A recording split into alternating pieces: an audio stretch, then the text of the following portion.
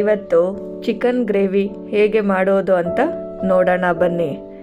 ಅದಕ್ಕೆ ಬೇಕಾಗಿರೋ ಸಾಮಗ್ರಿಗಳು ಚಿಕನ್, ಪುದೀನ, ಹಸಿಮೆಣಸಿನ್ಕಾಯಿ, 1 ಇಂಚು ಶುಂಠಿ, ಲವಂಗ, ಚಕ್ಕೆ, ಬೆಳ್ಳುಳ್ಳಿ, ಕೊತ್ತಂಬರಿ. ಒಗ್ಗರಣೆಗೆ ಈರುಳ್ಳಿನ ಹಚ್ಚಿಟ್ಕೊಂಡಿದ್ದೀನಿ. ಮಿಕ್ಸಿ ಜಾರ್ಗೆ ಪುದೀನ, ಕೊತ್ತಂಬರಿ, ಚಕ್ಕೆ, ಹಸಿಮೆಣಸಿನ್ಕಾಯಿ, ಶುಂಠಿ, ಲವಂಗ, ಬೆಳ್ಳುಳ್ಳಿ ಇವೆಲ್ಲ ಹಾಕಿ ನೈಸಾಗಿ ಪೇಸ್ಟ್ ಮಾಡ್ಕೊಳ್ಳೋಣ. ಸ್ಟವ್ ಮೇಲೆ ಕಡಾಯಿ ಇಟ್ಕೊಂಡು 2 ಸ್ಪೂನ್ ಎಣ್ಣೆ,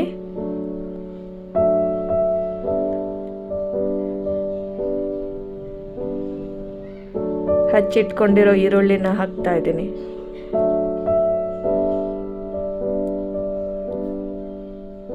ಈರುಳ್ಳಿನ ಚೆನ್ನಾಗಿ ಫ್ರೈ ಮಾಡಬೇಕು.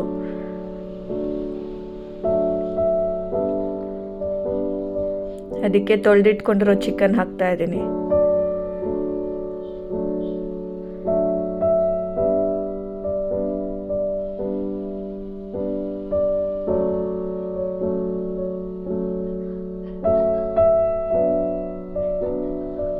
ಅರಿಶಿನ ಒಂಚೂರು ಹಾಕ್ತಾ ಇದ್ದೀನಿ.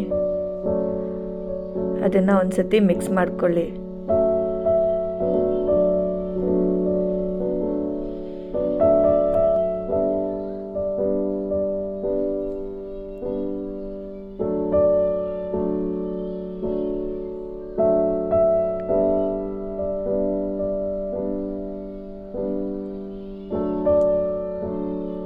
ಅರಿಶಿನ ಹಾಕೋದ್ರಿಂದ ಚಿಕನ್ನಲ್ಲಿರೋ ಸ್ಮೆಲ್ಲೆಲ್ಲ ಬಿಡೋ ಗಂಟ ಬಾಡಿಸ್ಕೋಬೇಕು.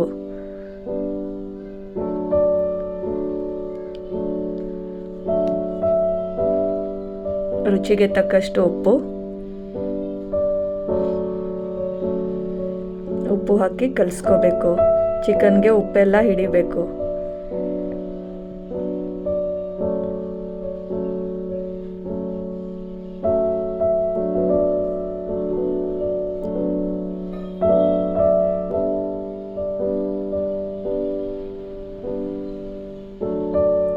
ಆಮೇಲೆ ರುಬ್ಬಿಟ್ಕೊಂಡಿದ್ವಲ್ಲ ಪೇಸ್ಟು, ಅದನ್ನು ಚಿಕನ್ಗೆ ಹಾಕಬೇಕು.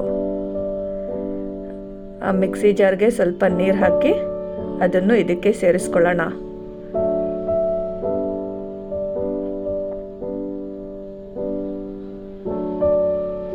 ಒಂದ್ಸತಿ ಎಲ್ಲ ಮಿಕ್ಸ್ ಮಾಡ್ಕೊಳ್ಳೋಣ. ಆ ಗ್ರೀನ್ ಗ್ರೇವಿ ಅನ್ನೋದು ಚಿಕನ್ಗೆ ಚೆನ್ನಾಗಿ ಹಿಡಿಬೇಕು.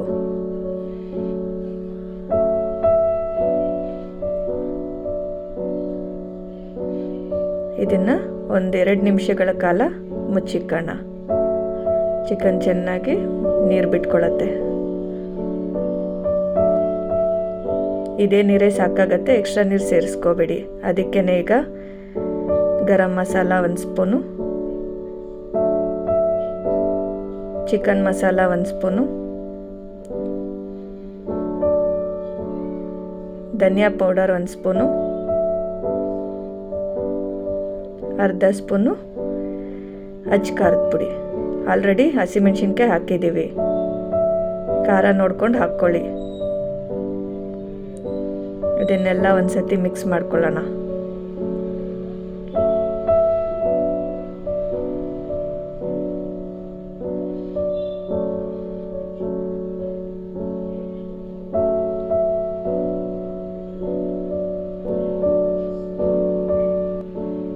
ಇದನ್ನು 1-2 ನಿಮಿಷಗಳ ಕಾಲ ಮುಚ್ಚಿ ಬೇಯಿಸ್ಕೊಳ್ಳೋಣ. ಚಿಕನ್ ಬೆಂದಿದೆಯಾ ನೋಡ್ಕೊಳ್ಳಿ. ಈಗ ಒಂದ್ಸತಿ ತೆಗೆದು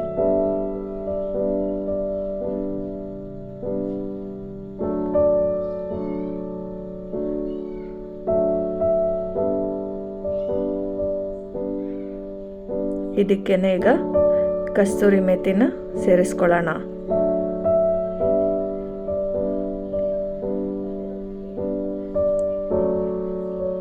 ಚಿಕನ್ ಬೆಂದಿದೆ, ಇದಕ್ಕೆ ಕೊತ್ತಂಬರಿ ಸೇರಿಸ್ಕೊಳ್ಳೋಣ.